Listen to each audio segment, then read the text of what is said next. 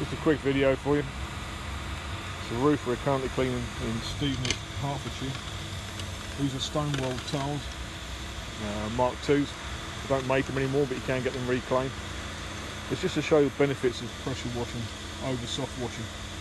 This company is currently working purely from scaffolding, from platforms, and not actually going on the roof, and just scraping the tiles, which is fine. You can obviously scrape all the tails and the bulk off the actual tile itself, but you cannot scrape the interlocks. So all the mess and obviously the moss and the debris that builds up over the years, they're quite considerable, just can't be touched. That's an example there. Typical amount of moss built up. And obviously if you're scraping from a platform, you just cannot get into these interlocks. Anyone says they can, it's just complete nonsense. You just can't do it. Obviously with pressure washing, all these interlocks, beautiful and clear.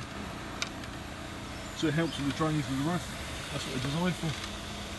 So again, it's just another benefit of obviously pressure washing over soft washing.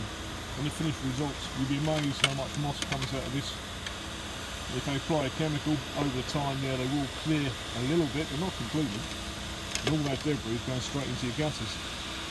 But it's worth asking other soft washing companies how they do it and about the interlocks. It's particularly relevant for like these stone walls, Marley Moderns, and Redlands do a similar tile to these as well.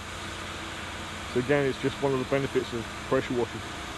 We cleaned this roof about 10 years ago. And there's a lot of nonsense that you lose millimetres. Well, you can see from these close-ups.